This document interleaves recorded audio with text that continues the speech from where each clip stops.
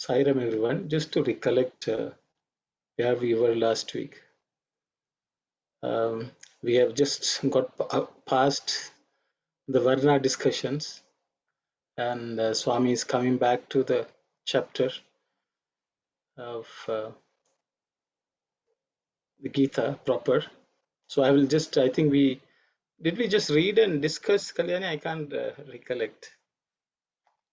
Okay, we'll go with. So it's going on to explain where is karma. So I will just, okay, please read. Is someone there? I can't hear you, Kalyan. I'm here. Kalyani, Okay, you're on okay. mute. Okay. Sahiram. Sarah. Okay. Sarah, know also the distinction between karma, vikarma, karma done with intent, and akarma, desireless action, action done without attitude of a witness. I shall tell you the main points of difference now. Listen. Many aspirants get confused about this. Not all can grasp the distinction. They take it that Sudharma, one's own dharma, is karma, and that all karma done not as dharma, but with a view to earn atma, jnana, are vikarmas. Whatever the karma, if it is done in the darkness and confusion of ajnana, however hard you may have exercised your abilities during the activity, its results can only be worry, grief, and travail. It can never result in equanimity, balance, or calm. Man has to win karma in akarma and akarma through karma. That is the hallmark of the wise. So Sairam everyone, Swami is introducing the concept of various types of karmas. So he has highlighted karma, vikarma, and akarma. And vikarma has some intent, whereas akarma has no intent. It's completely desireless, is what Swami is saying. So I will just stop here. I will open it up for anyone who wants to share something.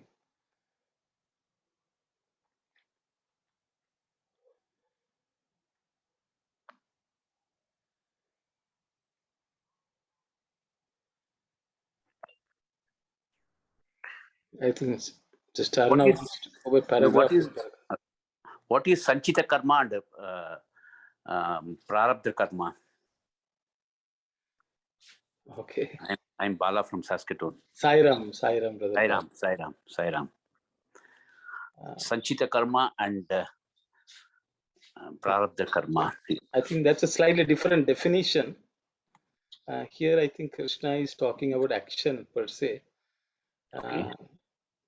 From what I understand, it's related. So I will say, Prarabdham, from what I understand, is whatever has begun.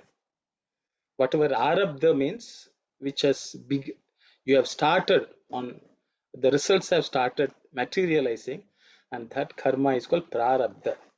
Mean that which has begun to take effect is Prarabdham. So usually, from what I understand, when we are born, a certain set of karmas are assigned to take effect. So they have begun to have their impact on us.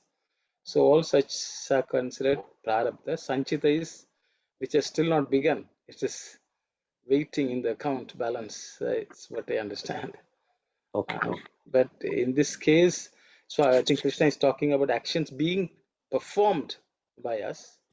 So which I think falls under Agamya. So there's whatever we are performing, we are accumulating karmas. I think he's talking about that is from my understanding. Agamyakam.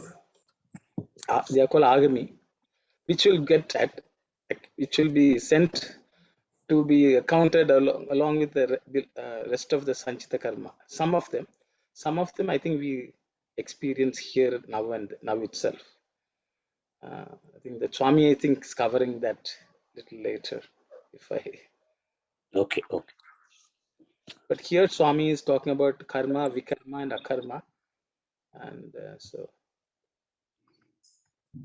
So, Sairam brother, the vikarma, the difference between the vikarma and the akarma, whatever we all do, that would be falling under vikarma. We always do the actions with the intents.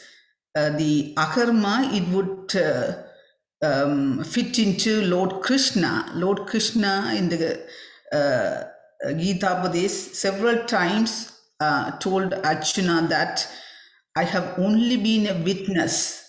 So akarma, it would fit into only for the Lord, or whether the very high elevating souls fit into under that category, akarma. All else, we all fit into vikarma then. Is that the way? Is that my right interpretation? I think so, sister. But I will ask others also to comment. Okay, thank you. Yes, is Auntie there? If Auntie there, we can read the Telugu. If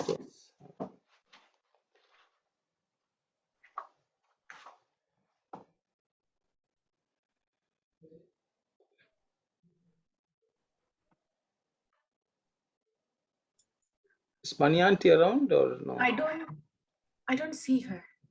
Okay, so then that's fine. So I'm stuck with. So yes, Auntie, because yes, Brother Dasan, you want to say something? So according to this, brother, my understanding is karma, whatever people thinking, whatever any actions through the five senses and intellect, mind, all people are thinking karma. And vikarma, people think the intention to spiritual activities, any to achieve that one, any kind of work, people think that's vikarma. Akarma is without any attachment, doing any action is called akarma. Thank you, brother Saira. Sairam, thank you.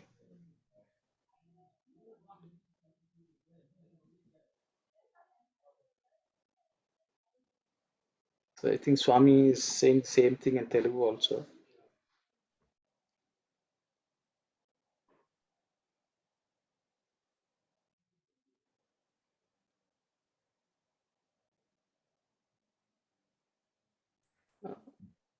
Brother, shall we go paragraph by paragraph? Okay. Sure. Not paragraph by paragraph, sentence by sentence, please.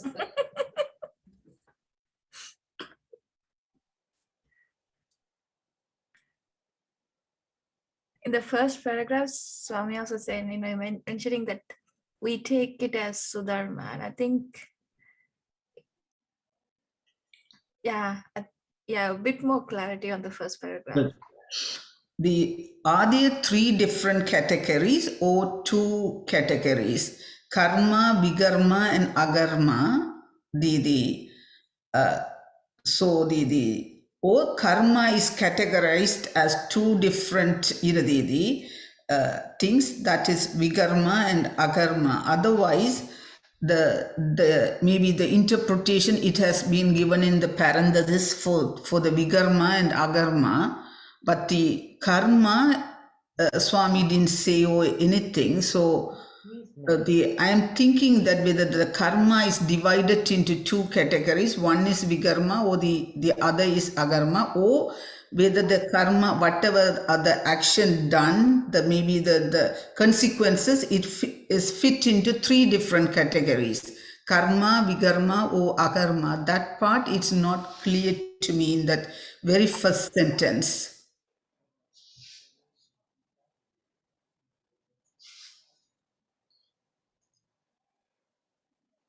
So I think it's so we'll just read the first sentence. I think if everyone is, I think so. I mean, know also the distinction between the karma, vikarma, akarma. So I think there's no discussion needed, though there is some within the brackets. They have given some explanation for vikarma is of a higher level of karma.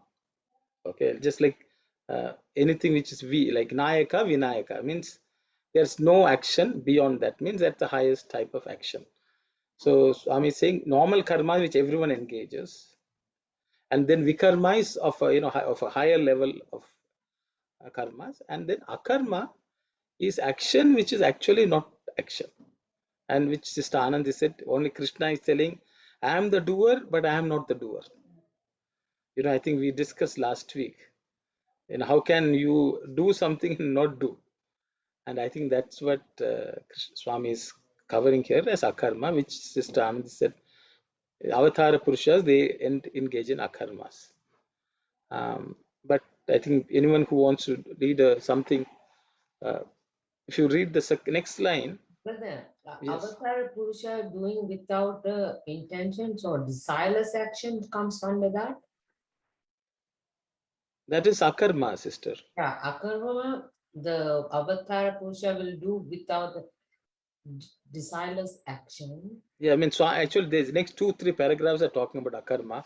So I think we will. Here, brother, first sentence says karma divided into 2. Is that the way you are taking it? No, there are karma, 3. vikarma, and akarma. It looks 3. like Three categories, sister. Oh, okay. 3 category you are thinking. Okay. Swami has put 3 categories. Oh, okay, because it's between. Then I thought it's only 2. No, sister, I also right now understand 3 categories, Didi. The karma, vikarma, and the akarma. Originally, I thought whether the karma is divided into 2 categories, but now it's clear to me. Karma is the normal level, vikarma is the higher level, and the akarma is the very, the Lord Krishna or in that category, that level it will fit into. So now I agree with karma is divided into 3 different categories, and the brother Tasan explained that too. Yeah.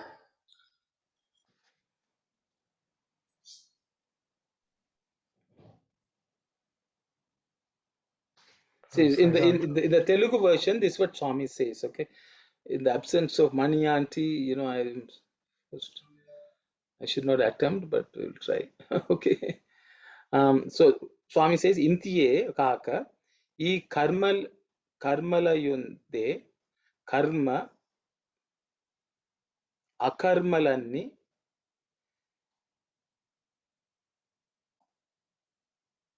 nemyo niku telipedenu, vinumu. That's what say. Intiye kaka, e karmalande. That's why, I wanted, because I couldn't find the vikarma part there. So that's why I thought I will ask her.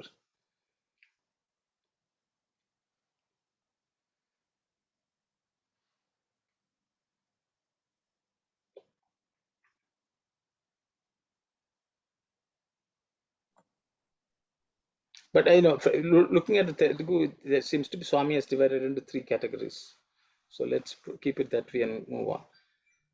Then Swami is explaining what is vikarma. That is any activities which we do. So they take it that swadharma is karma, and that all karma done not as dharma, but with a view to earn atma jnana vikarmas. So Swami is saying this is the way people think. People are thinking that all the activities we do as part of our dharma is normal karma, and the karmas which we do to earn atma jnana are called vikarmas, is what Swami is saying in this place.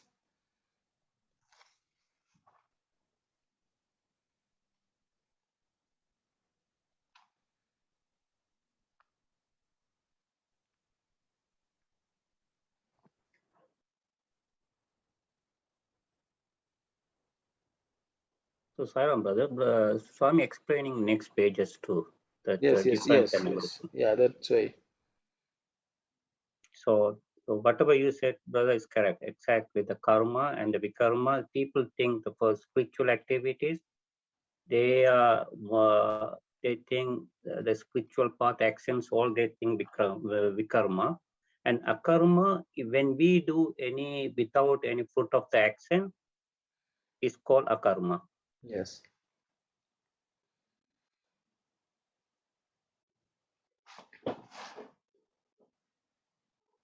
So that's what Swami is saying. E karma akarmalu vishyamunanu అర్థము కాని ఆవేదనలో అనేక మంది తికముఖలు పడుచున్నారు. That means people are so confused by understanding what is what.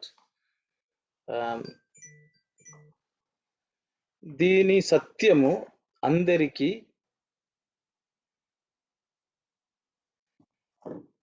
సత్యము అందరికీ అంత సులభముగా బోధన కాదు. Means people cannot understand the distinctions easily. And then Swami, the same thing Swami is saying. Swadharmamule karmalaniyu, means they think all the swadharma activities are karmas. Atma jnanamuto cheyu karmalu virkarmalaniyu talanturu. So they think whatever you do as part of Atma Jnana, maybe like our study circle, so that is considered vikarma, I think.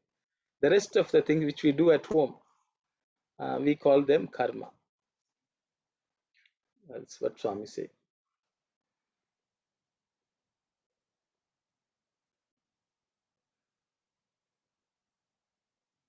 So just to understand, vikarma is the intent towards basically towards understanding the Atma principle is vikarma, right?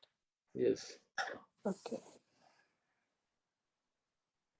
But then akarma, I'm so sorry I joined a little late if I am repeating what you guys have discussed. I don't want to take long, but akarma is saying desireless action, an action done with the attitude of a witness, but that's not the Atma Jnana as well. No, that's after you attain Atma Jnana, you are engaging in akarma, sister. Okay. Thanks. That's my understanding. Someone said something, I hope I didn't cut someone.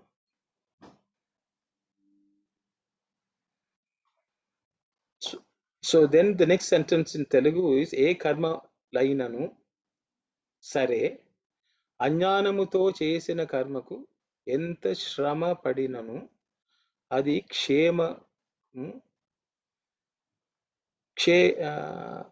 క్లేశమును కలిగించును. So that means if you're doing any activity, however hard you do, it will bring you worry, grief and travail. That's klesham. It will grant you klesham. That's what Swami says. కానీ శాంతిని చేకూర్చదు. It will not give you peace of shanti. That's the word Swami has given, and they have translated it as it can never result in equanimity, balance or calm. Swami says shantini chekurchadu. It will not give you peace.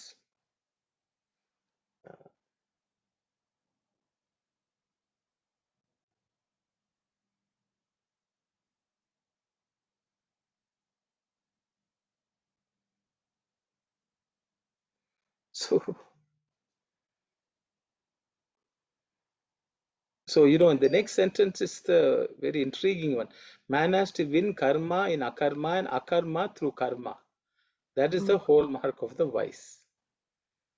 I think that we can discuss it. Swami in Telugu says, karma yandu akarmanu, akarma yandu karmanu చూచుటే బుద్ధివంతుడైన మానవుని లక్షణము. So he says in Telugu, according to Telugu, you should be able to see karma in akarma, and in akarma you should see karma, and that is the hallmark of lakshana of a buddhiman means one who is endowed with discrimination, is what Swami says. Buddhimantudaina manavani, a human being who is endowed with buddhi, their hallmark is that you should be able to see akarma in karma and karma in akarma. Sai Ram, I don't know. Yes, Auntie. This is quite a confusing and tricky subject. What I understood is when you do your actions with all the senses, the feelings and emotions and mind, then it is called karma. But when you use the intelligence to discriminate, then it becomes akarma because it is atma siddhi. Yeah, you are going to the next paragraph, Auntie. I think maybe we'll read. Oh, I So am sorry. no problem, no problem. I think so. Maybe I will ask the sisters to read the next slide also, because Swami is explaining it further. Yes, thank you. Thank you, Saira. Saira. Sarah. Akarma means actionlessness, according to some. But to explain it in simpler language, understand that the activities of the limbs, the senses, intelligence, the feelings, the emotions, and mind are all karmas. Now, akarma means, among other things, non-activity too. That is to say, it is the attribute of the Atma. So, akarma means Atma Siddhi. Sthiti. Atma Sthiti. Atma Sthiti, the characteristic of the Atma. When you travel in a bus or train or boat, the illusion is created that the trees and hills on either side travel along, and the person feels that he is stationary. The movement of the chariot imposes on hill and tree the quality of movement.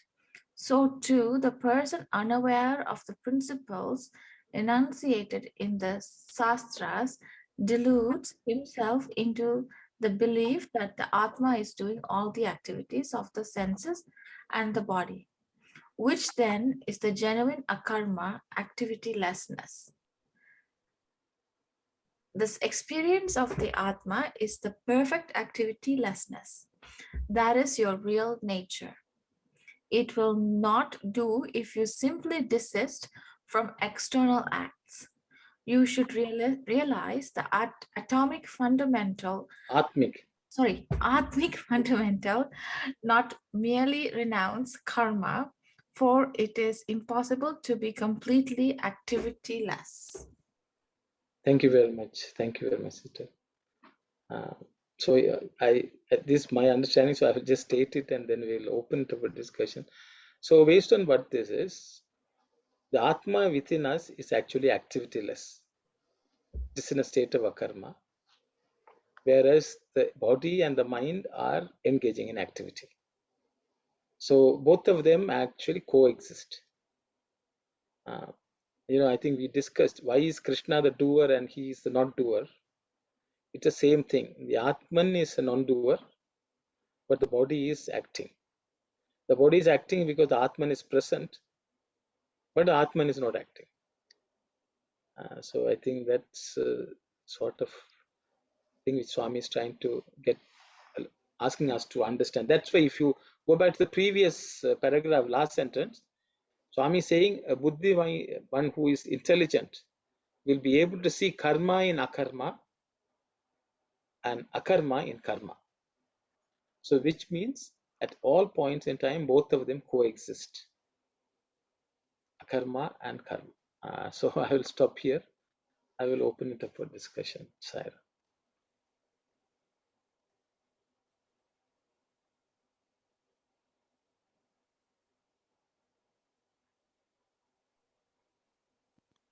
Sairam. Yes, So, Saira. just so looking at akarma in karma. So there akarma is more of being a witness. So every activity that we do, if we are able to play the witness, that means if we are able to be at the realm of the Atman and do the activity, then we become a witness to that activity and it becomes a karma in karma. So at every point in time, anything that is done, we maintain that perspective of staying as a witness. And just alluding to Swami's example of the person traveling in the train, actually the train and the person are moving, but we feel that the outside mountains and trees are moving. Extending that same analogy here, the karma is associated with the body. So if we were to look at it, as much as in this example, the body is moving in the train and everything, it appears that actually the world outside is moving. Likewise, the same analogy can be applied to the world inside, that the body is moving, but the Atman inside is constant, but it appears as if it is otherwise. So it is something like whatever at the level of the body we stay, it is associated with karma. If we always stay at the level of the Atman, then it becomes a karma. So I thought I could use the same analogy of Swami's, the train thing for both the outer world and the inner world. Thank you, Sairam. Thank you, Sairam. Thanks. Anyone else? Then, can you repeat the sentence you have said now? Karma, you have to see in Vikarma, and Vikarma to karma. Vikarma to, say that please again. So Swami is not, Swami is just distinguishing only between karma and akarma at this point in time. Vikarma, yes, already done, and that's the way people look at it, but Swami is just distinguishing between karma and akarma. Okay, that's from what I understand. Yes, Brother Dasan, you have something to say? Yeah, just brother, Sairam, brother. Yeah, I agree to your point, brother. So Vikarma, only the people are thinking. That's wrong, Swami saying.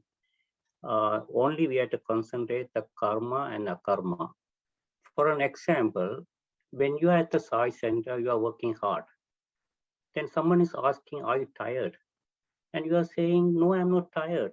I didn't feel anything. So I saw, sometimes you might say, Swami did all the work. That means Atma's nature also same thing. Only the mind and whatever the Sai Sathya said, the body is the one involving. Atma is a witness. Same way, whenever you do any actions, if you are not affected anything, that feelings, or I didn't do anything, that kind of attitude, that kind of things, Experience. if you get it, is called akarma. Thank you, Saira.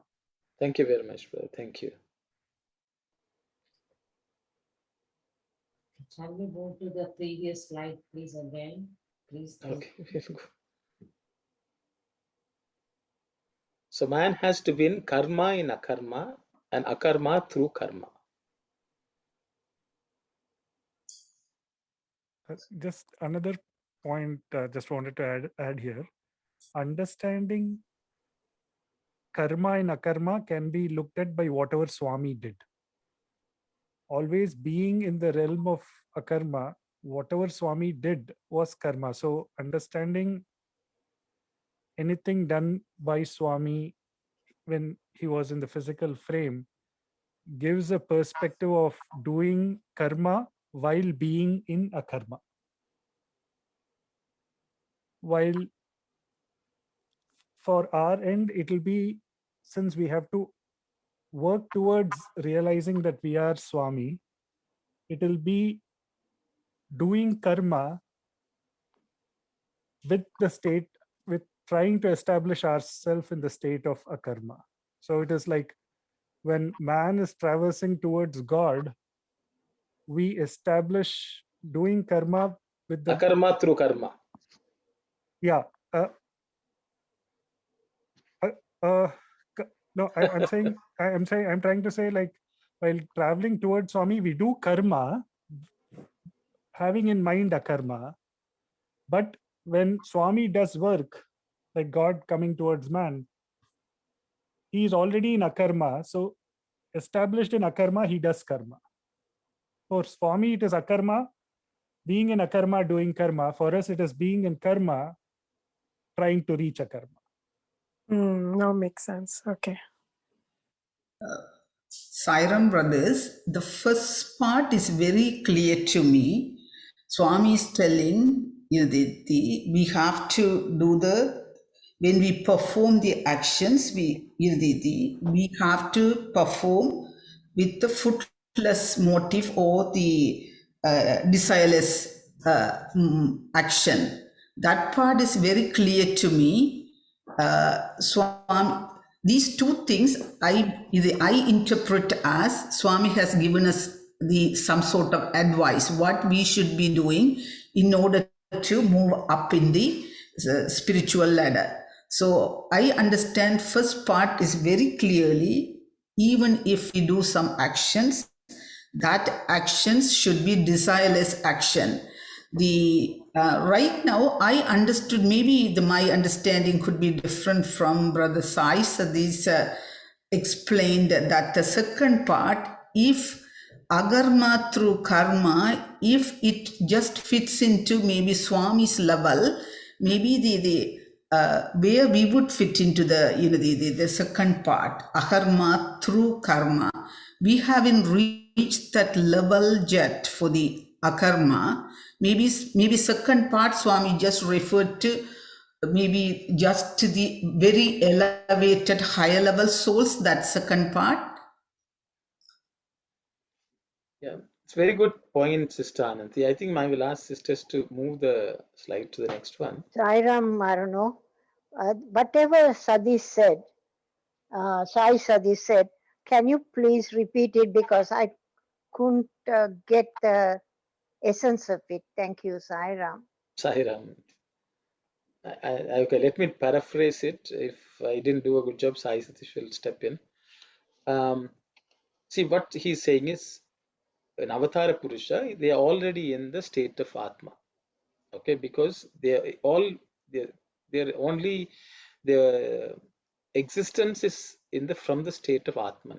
So they are always in the witness, with the witness consciousness. But Swami engaged in worldly activities. So that means though already he is in akarma state, he was engaging in activities physically and mentally.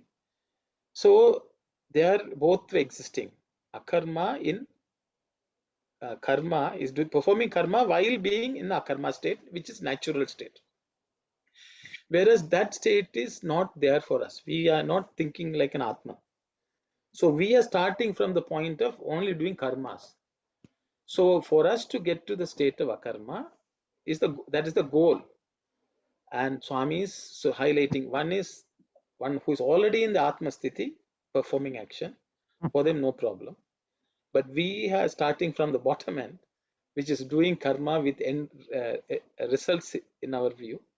But now we have to get to the point, trying to get to the point of being able to feel the presence of the Atman and identify with the Atman.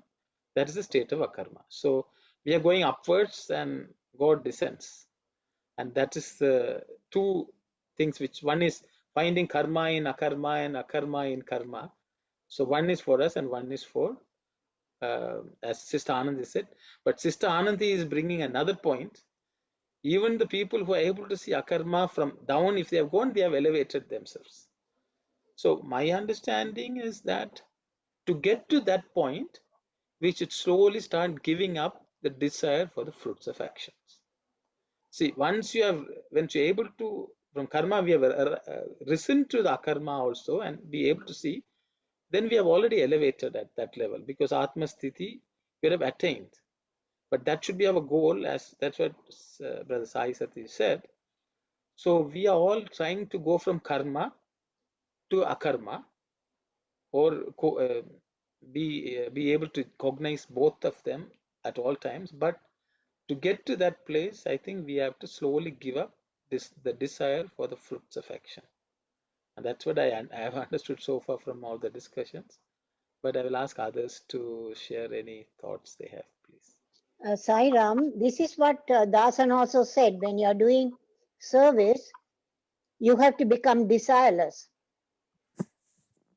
So you will enjoy the vikarma state. I think until we come to the Atmasthiti state, we will have desires, and then we have to push the desire out, remove the desire. But I think once you reach that point, the desire does not even sprout. Yes, Sister Vijaya, please go ahead. So this is interesting. That's why Swami said it's confusing, because when your intention is to do the Atmajnana, which is what the study circle is about, our goal here is to understand what Swami says. And he says that too is not a karma. You know, you have to be in a karma. So, Yes. because when you do it with confusion and not understanding, and the results also will be not good, and you're not supposed to have a result in mind. So even understanding is a result in mind. So what do we do in the intermediate state? Now we know we want to be in the Atmic fundamental, that realize the Atmic fundamental. We want to realize it in equipoise. I'm not the doer. I don't want the desires. Intellectually, you can say that. But even in this study circle, we want to study it because we want to understand what Swami is saying and apply it to our life. So the question is, what do you do in the intermediate state? My thinking is that, my thinking is that, yeah, you have to do your sadhanas. Sairam. Yes, Sairam, sister. I think the next chapter in the Geetha Vahini, Swami is going into details of all this, how to get to that point. I think as long as we understand where we are, I think we have, Swami has achieved this goal of explaining to us. We are confused and we have to find out, and then we need to strive to get to that point. I think you are very, very clearly stated it. Yes, whatever we are trying also is karma. Very nice. Sairam, anyone else would like to share? Sairam, uncle. Here it says Atma Sthiti, characteristic of the Atma. Does Sthiti, does it have another meaning? I think they tried to translate Atma Sthiti as characteristics. Sthiti is a state of Atma. I think that's the way I would understand it. And okay, state. Like, is it also like they say creation, preservation? Is it also the same word for preservation?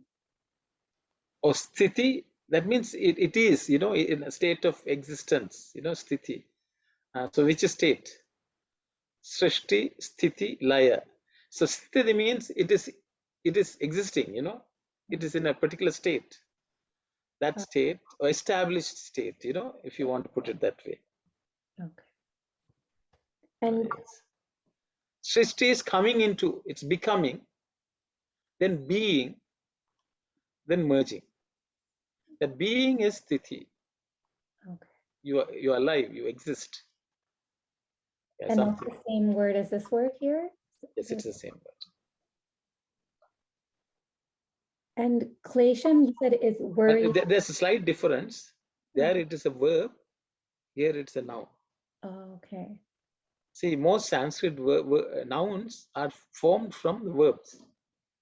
Oh, right, yeah. Okay. So it's like, playing. Playing is a verb as well as a gerund, which is a noun. Acting, it's a verb as well as a noun. You can use it either way. Right. So sthiti there is a verb, srishti sthiti. Here it is a noun, sthiti state. That's what I understand. Okay. So. And then you said klesha means worry.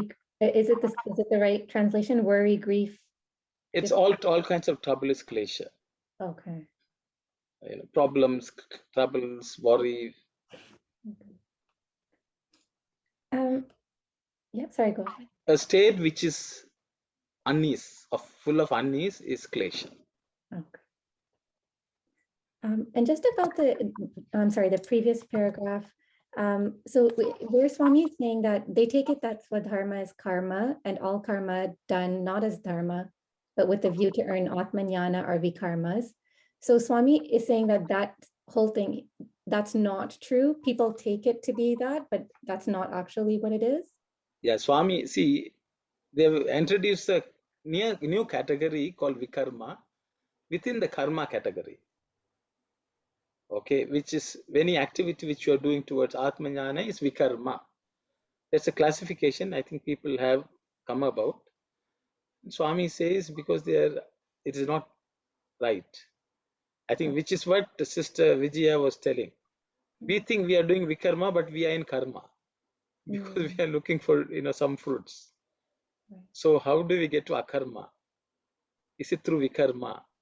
But when vikarma itself is karma, I think that's what Sister Vijaya was telling. Because in her name, the word, it starts with V. It's not Jaya, Vijaya. So it's like karma, vikarma. Like that. Very good. Thank you. It's not Jaya. So essentially, So I don't know. Yes. Now from ordinary karma, Baba is taking us to all different higher level of karmas. Isn't it? He's taking us, first he was telling us we should offer the fruit of karma, desireless. All this he spoke before. Now he is talking about all other activities, desireless action, you become a witness, all these things is elevating our soul, right? He's stretched his hand. We have to catch hold of it and climb. Yes, Auntie, thank you. You're welcome. So is oh, sorry. Please go ahead after you, please. Just a quick clarification. So Swami, he's trying to say that the vikarma, it says karma done with intent is vikarma, which is basically the same as any karma that we're doing. So there's no real difference between karma and vikarma. Oh, okay. I think that's my understanding. Yes, there's a subtle difference, but it is not substantive. It is not of much substance to it. I think. Yes, Brother Sai Satish. Yeah, so I was just looking at it from what Sister Vijaya had mentioned.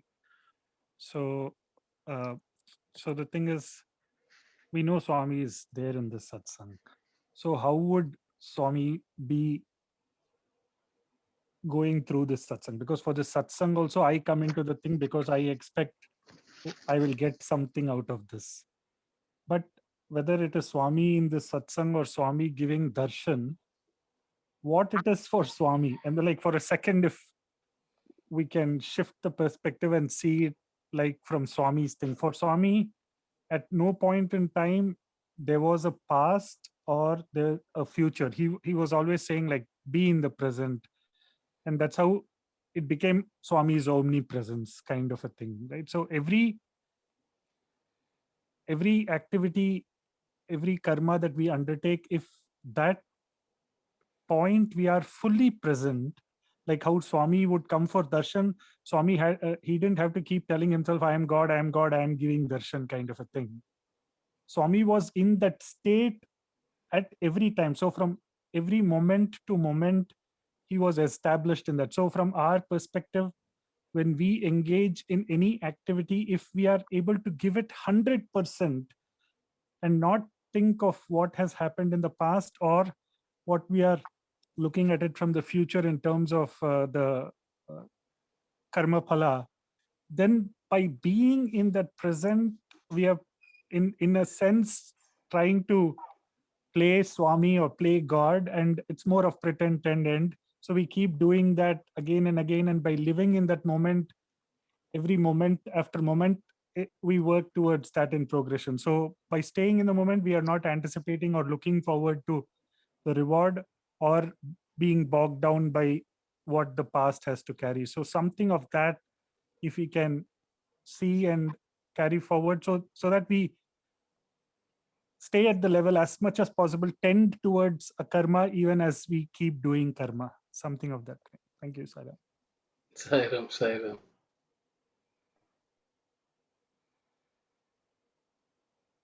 Yes, Brother Dasan, please. So Sairam brother, I can put a small example.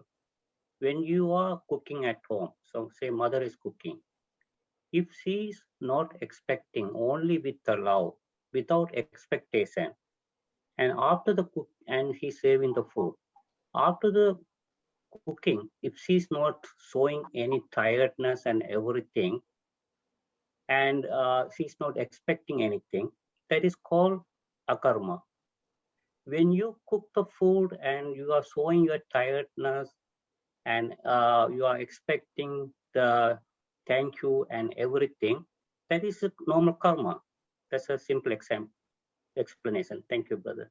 Thank you, brother. Yeah, you have mentioned that there's a subtle difference between karma and vikarma. So karma, every action is karma. That's the way we can consider, right? So anything that we are doing with an intention is become as vikarma. And where you do it without any expectation of fruit, then it will come as akarma. That's the way. Thank you, Sairam. This is the way I understand. I think the thing is, which the Swami has said, in karma, you should be able to see akarma. While do you engage in karma? I think Sai Satish was asking, what would Swami be, when he is giving the granting darshan, which is a physical activity, and is Swami in the present? I think that's what he said. I think the Swami was fully aware of the physical presence as well as the Atmic presence. And I think Swami was fully aware that the Atma is not affected by whatever happens in the external world. But he also understood the impact of what was happening at the karmic level, what the impact was. He was aware of it, that he was present to that. He knew when he walks, how he has to walk, what he has to do, what the impact of the other person. All that Swami paid a lot of attention. Like Swami would make sure that he, his hair was in the right place, he looked pleasing. All that was because that's the impact of the physical body. That's the impact of other people's perception of Swami's form. He was aware of that, but he also was aware that he was not the body, that he was the Atman within. Swami always gives the example of an actor on a stage. The actor knows who that person is, and the actor knows that the person is acting, and he will deliver the dialogue the way it has to be delivered. And he knows what the opposite side also will say, but he also knows the other actor is also acting. The actor knows who the other actor is, but he knows what the other actor's role is, and this actor knows what his role is, and he knows what the dialogue has to be delivered and how it has to be delivered on the stage according to the script. But through all this, the actor knows that that actor is different from the role he is put on. So, but when we act, we become one. There is no Atman, and the role and everything becomes only one. And now we completely identify with the role, forgetting who we are and that we are acting. So I think that's the way I sort of understand. So is the actor performing karma on the stage? No. The actor is only acting. If the actor, hits somebody on the stage in the role of the actor, nothing happens to the actor. No, police is not going to come and arrest him. Okay, because he was not, he knew what he was doing, he was just acting. But he did that. So I think ultimately it all, that awareness that I am the Atman and I am playing a role, and what is appropriate for the role in the present state, Swami, that is the way Swami functioned. So he paid lot of attention to the bodily level action also, knowing the impact of that on the world. So that is karma paid. You can't ignore that, and you should not neglect it. Oh, I am not doing karma, I can't do anything. No. You should be present simultaneously at the Atmic level, and you should be simultaneously paying attention to the bodily level and function well. That's my understanding. I hope I made some sense. It's very good. Thank you, Sarah. Sairam, Sister Vijaya. Sarah, Brother Aruna, Brother Sai Satish. That was a very good explanation. I remember being in Swami's presence many, many, many times after a crisis has happened, or, you know, and when you're looking at Swami, I've had many interactions telepathically with Swami. He gives you the answers straight away, what to do, or he doesn't tell you what to do, but in the sense he says, all taken care of, nothing to worry. And it's for me, it's what Swami has said, you know, when somebody asked this question and he said, think of me all the time in your head. You do any action, you're seeing Swami's name and form, and whatever it is, Swami, this is you. Continuously, I feel, is my opinion, talk to Swami. Swami, this is you. What to do now? And Swami will give an answer in your heart, in your conscience, you know. Swami, I'm doing it this for you. You please take the prasad. I don't want it. It's yours. Or, you know, whatever it is, that conversation, that dialogue is going on with Swami. And Swami wants that. He wants to be our, you know, a friend, a best friend. So cultivating that relationship with Swami, I think it's very, very important, so that your mind doesn't go around thinking, oh, I'm doing this, or she's doing this to me, or they did this, or the anxiety. Anxiety cannot come if you just think of Baba all the time and saying, Swami, what is this? I don't understand this. Only you can do it. Because he says, love my uncertainty. So you have to think of him all the time. That's the only panacea or medicine we all need. I need. Sairam, thank you. Thank you very much, sister. Thank you. Thank you. So you have given, people were asking, how do we get to akarma? And you have given. So very nice. Thank you. I think more than 30 years ago, Swami gave the answer. You know, he gives the answers long time ago, and then you figure it out. Oh, he said that. Only now you're thinking about it. So it's very nice to have this conversation. Very nice. It's not a confusion thing, or, you know, because I also think if I know everything, I'm the Atma, you're the Atma, we all know everything, then what is the thing to worry about? We already have it. A part of us already know everything, right? Swami says your multiple births, deaths are all here right now. I've taken care of it. Then what is the confusion about when we don't think about Swami? Sairam, thank you. Sairam, thank you, sister. Thank you. Sairam, can I ask a question? In the second is here, there's a sentence, whatever the karma, if it is done in the darkness and confusion of ajnana, I'm thinking, is it, I'm a little worried about, I'm not fully Jnani or anything in the process of Jnani by attending this reading Vahini. So it's still a Jnani, and I am doing karma with whatever little knowledge I have. So is it something it's saying if you do with that darkness, it will result into grief and travel? That's what it means until you're fully Jnani? Because see, I think that's what Sister Vijaya was telling. If we leave everything to Swami, we will not worry about anything. So that's what is the solution to that. Until we to that level, So at least take that mindset of offering to him, then we are not in the state of worry, grief, and travail, right? Okay. Yes, Sister Vijaya, please. Sister Shivani, we're already there.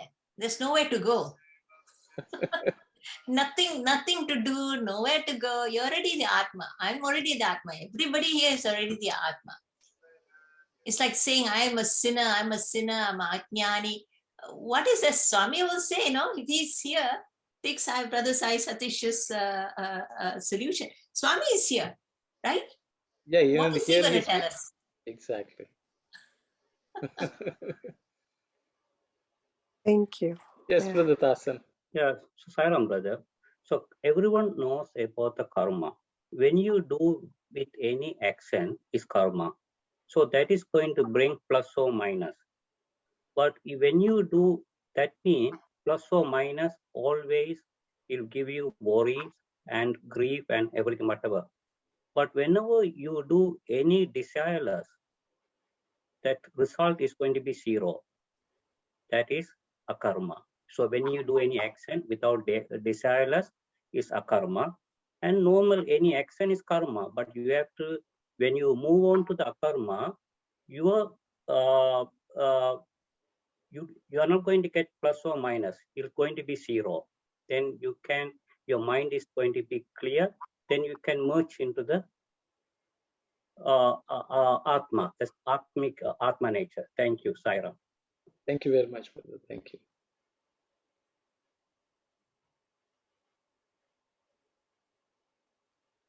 Maybe we will just move on to the next slide if it's okay, because Swami is still continuing the same theme.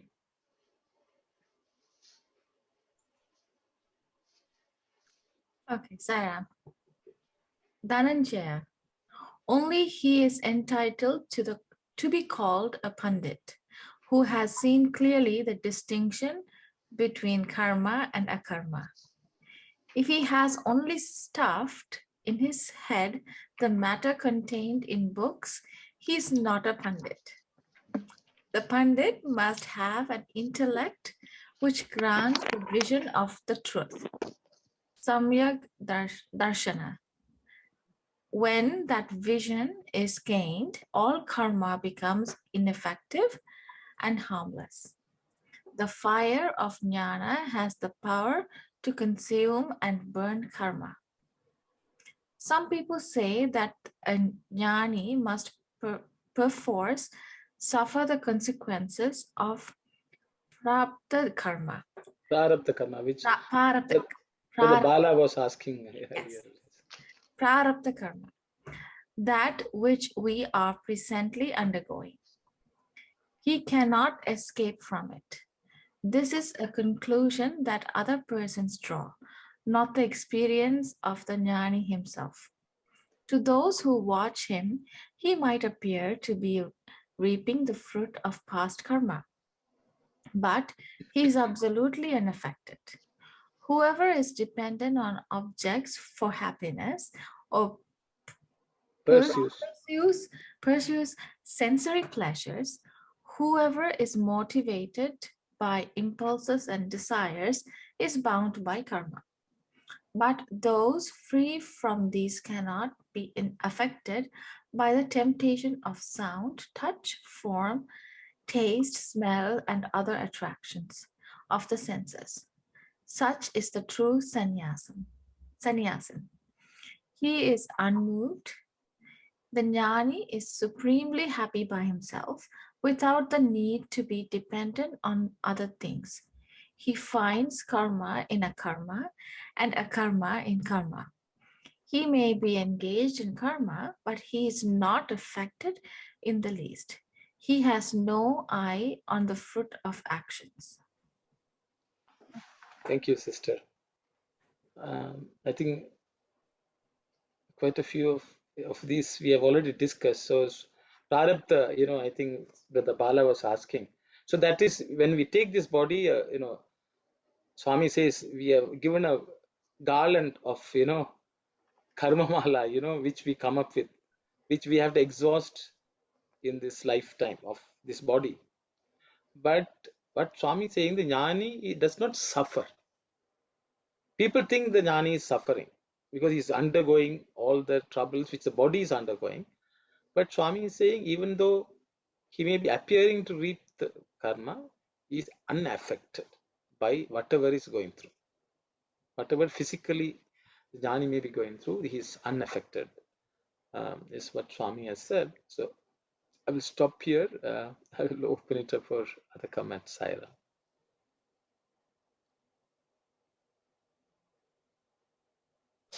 So basically, when people say that person is oblivious to the world, is real Jnani. Yes, sister. Perfect. And once in the case of Bhagawan himself, I think after Swami had a he had fallen, physically he had a fall. And then someone asked Swami, is it, are you in a state of pain? Is it really very painful? And then Swami told, Noppi undi kani badaledu. There is pain, but there is no suffering.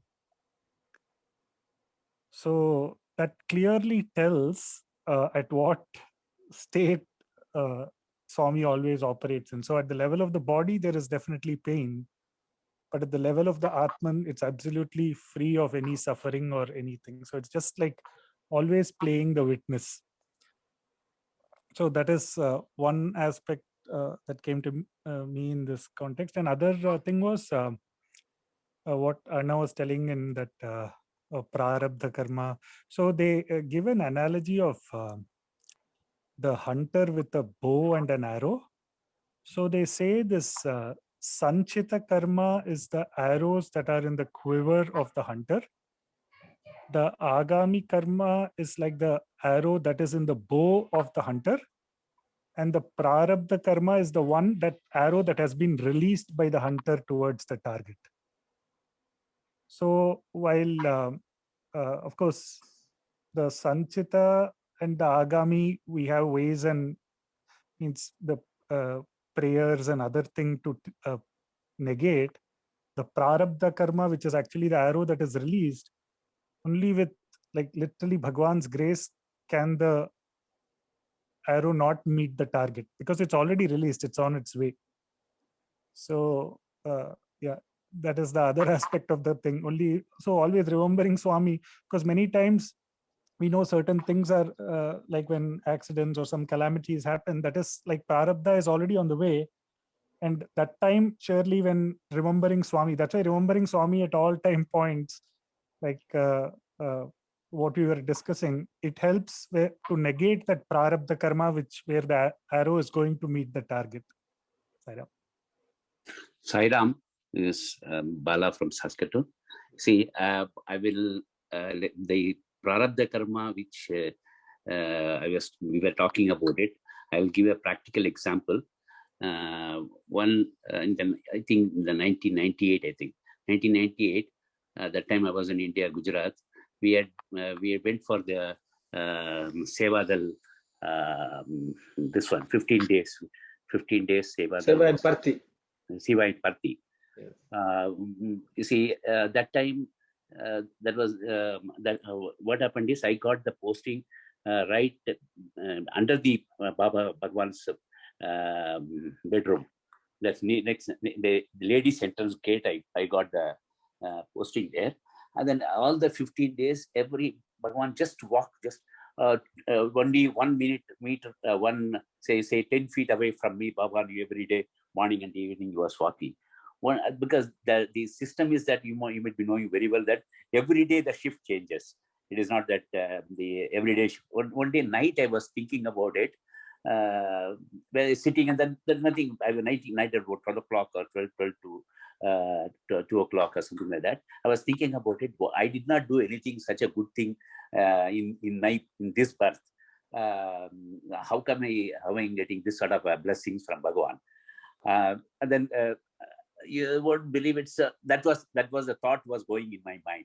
Next day, the 6 o'clock, the shift was over, and when I go back, that the thought for the day, it was written in the board. it is in the morning 6 o'clock, the thought for the day, it is written there.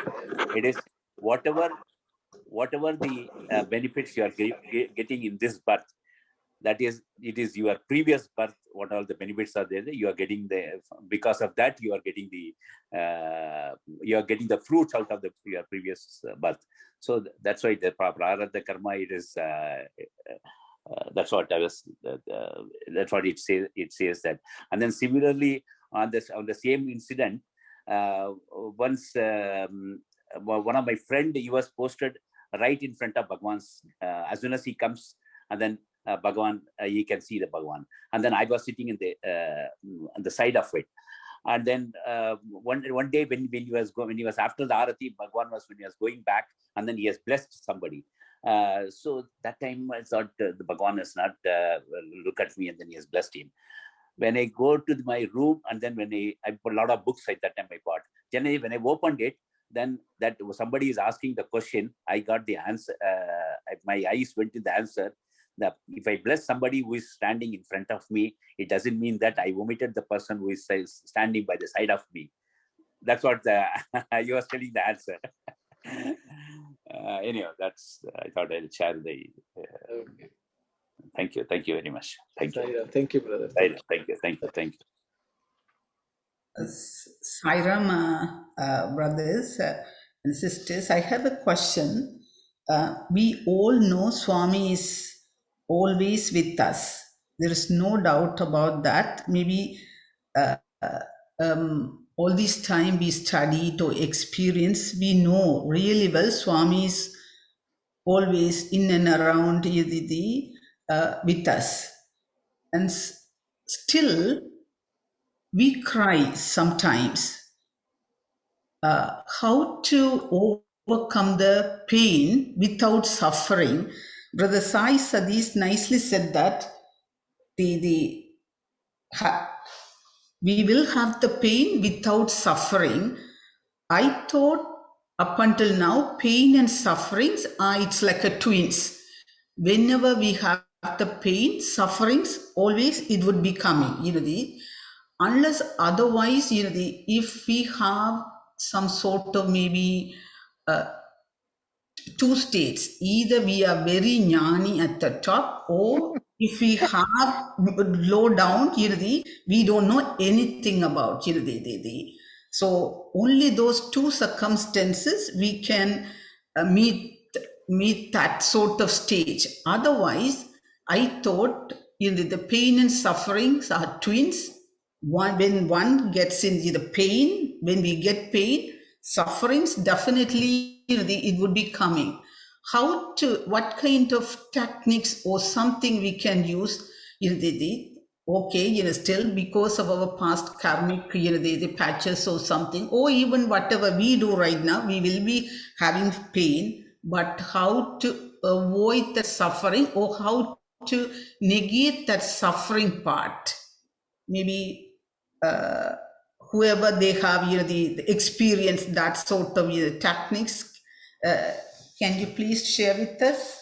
That would be very. Okay, I think Sister Vijaya has already said it is, one is optional, one is unavoidable. Inevitable. Sorry, I spelled it wrong. Inevitable. Yeah. Sometimes you have pain, you fall down, you hit your head, or, you have cancer, like when I had cancer. Yeah, but, when you're thinking of Swami, think of Swami all the time, or he takes it away, and then everybody is asking, you didn't feel the pain? And I'm like, no pain. A year ago when I was in hospital for a heart attack, and we're doing the Rudram chanting in the morning, and I'm putting it on and I'm chanting. I'm supposed to feel the pain, all the tubes, everything there is intensive care. There was no pain. The pain was there. I mean, you can feel this thing in, but there was no suffering. In fact, you enjoy, because you're singing bhajans and you're singing the Rudram, and you completely can forget it, Sister Ananti. Thank you for that question, Saira. Thank you, Sister. Yes, Brother Tasan. So, Sairam, brother. So Sanjiva karma, whatever we are collecting, whatever the action through the plus and minus, the collections. So Prapta karma, the whatever we did it past, we started whatever you said, we are started to imply now. So some people have jnanis, even if they had the prapta karma, say jnani cannot walk, but he's not going to take it as serious because he will think it's a prapta karma, even though I have jnana. So he think this is only my body. But what we are thinking, we are body. Our mind is set to the sensual enjoyment, then we are affected that one. If we are not sensually, we are affected, it doesn't bother for us. That's what this paragraphs I think explaining. This is my understanding, brother. Thank you, Saira. Thank you very much. Just to comment on that question, I think Sister Anandi asked this question. Pain and suffering are twins. That's what she said. And I think Sister Vijaya already gave one answer, but I thought I will also just add to that. Pain generally is physical. Suffering is mental. I will give a slightly different example. Physical pain is very difficult to explain, but let's say we went somewhere and somebody told something harsh about us. While hearing that, it was very painful. We come back home. Then we put a rewind button. It's an autoplay. We repeat the words and then feel the pain. We repeat the word and feel the pain. That is called suffering. Is it physically happening? No. Mind is reliving that experience again and again and again. So that is an optional thing because no one is inflicting it on us. It's like, if somebody threw a stone at us and it hit us, somebody threw a stone, it hit us and we felt the pain. Then we go home and then we pick up an imaginary stone and throw it on us and then feel the pain. We again throw it on us and feel the pain. That is suffering. Even physically, if you are ill, you go to ICU, as Sister Vijaya said, they will give nice, painkiller. Pain management is very good in modern day world, so you take some very heavy painkiller and you don't feel the pain. But the thing is, even at that time, you can suffer. You can say, I got heart attack. I don't know how long I'm going to live. I don't know if I die, what will happen. Or I am leaving all these people who are depending on me. All this is suffering. So this is the problem. There is a difference between pain and suffering. So pain causes some experience, no doubt, a negative experience, but it does not last. It stops as soon as the external stimuli stops. But suffering continues even when the external worldly situation does not exist. Suffering continues. Not only that, we will project in the future. I got a heart attack. Maybe next year I will get one. The following year I will get one. Then maybe I will have a stroke. You will imagine all this and suffer. That is, in my understanding, suffering. That is a wonderful explanation, brother. Maybe most of the time we have the mental suffering than the actual pain. I thoroughly understand right now. Even one little incident that may, physically, the pain may be only maybe 0.1%. The mental suffering, it would be the 99.9%. Now I thoroughly understand all those who contributed, Sister Vijaya and all other brothers and sisters. Very, very good understanding of the pain and suffering. Thank you. And yeah, Sairam, just adding to what Anna was also saying, while we know pain is based on the situation and suffering is self-inflicted, since Sister, you had also asked, like, how do we tackle those kind of situations when we have this pain and suffering coming together? One is when we accept, like, Swami is always with us. along with the fact that whatever is coming to us to teach us something, or else nothing will happen just as such. Everything happens because of divine providence. So whether it is a plus or a minus, so pain, suffering, joy, happiness, whatever is coming, it is coming to teach.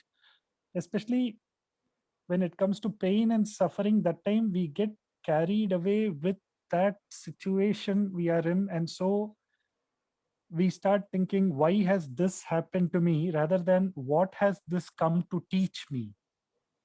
If we can shift the focus and ask, Swami, what has this come to teach me, then the perspective, it becomes a learning experience, or else it becomes a blaming experience.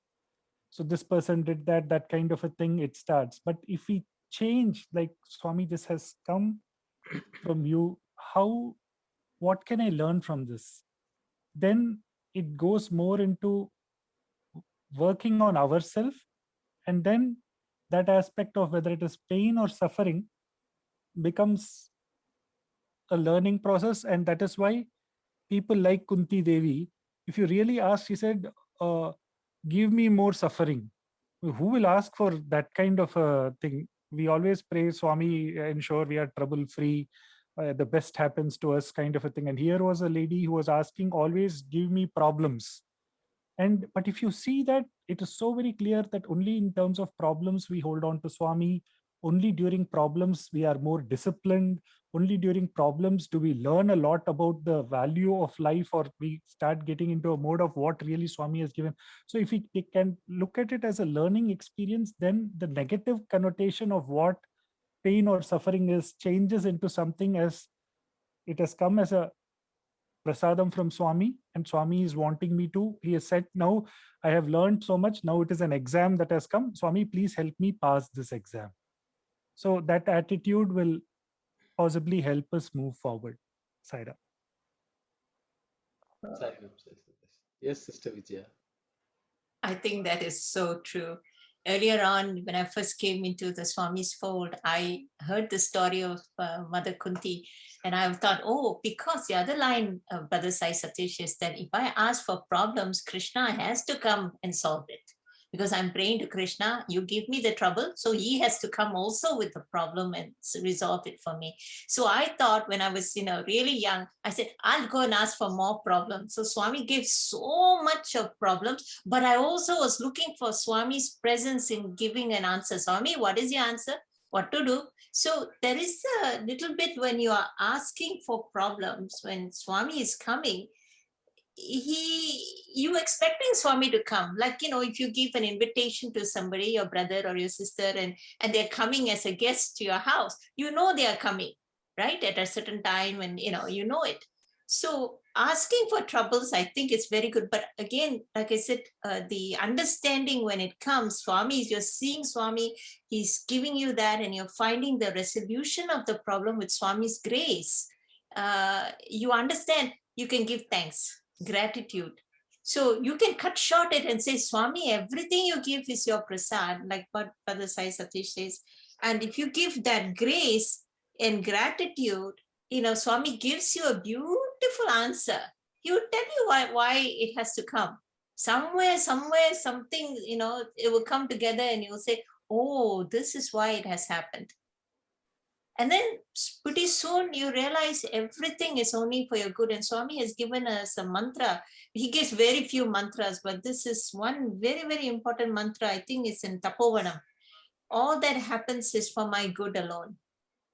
All that happens is for my good alone. If it's not in Tapovanam, it's in one of the interviews, but I think it's in Tapovanam. All that happens is for my good alone. And you keep saying that, and so Swami will tell you why it is your good. And then after a while, you don't even ask. Say, thank you, Swami. Thank you. Sairam. Thank you, sister. So tempted to add another thing, Anna. So like when Sister Vijay, you were mentioning about whatever happens to me is for my good alone. Swami actually asked one of the boys And Swami explained this whole thing using the car as an analogy. And Swami asks him, do you know how to drive a car? He says, yes, Swami, I know how to drive a car. Says, so this Swami was talking about the geared with the stick shift system. So he asks, what do you do? He says, Swami, I go from first gear to second gear. And then Swami said, if you want to go faster, then he says, yes, Swami, I keep going from second to third and fourth. Says, what do you do if you have to reverse? He says, Swami, I put the reverse gear and then I go. Swami says, what do you do when you go from one gear to another gear? Then by the time the boy answers, Swami himself says, you apply the clutch and then you transition from one gear to another gear. So in life also, when you are going from first gear to second gear or second gear to third gear, so if it is, whether it's a happiness or sorrow, joy or suffering, always apply the clutch that whatever happens is good for me. Whatever happens is good for me. So if you apply that clutch, then very smoothly you will transition from one gear to the another gear. There won't be any problem. So Swami used that analogy of the clutch to show complete acceptance and complete gratitude of that acceptance. Saira. Thank you, Sai Satish.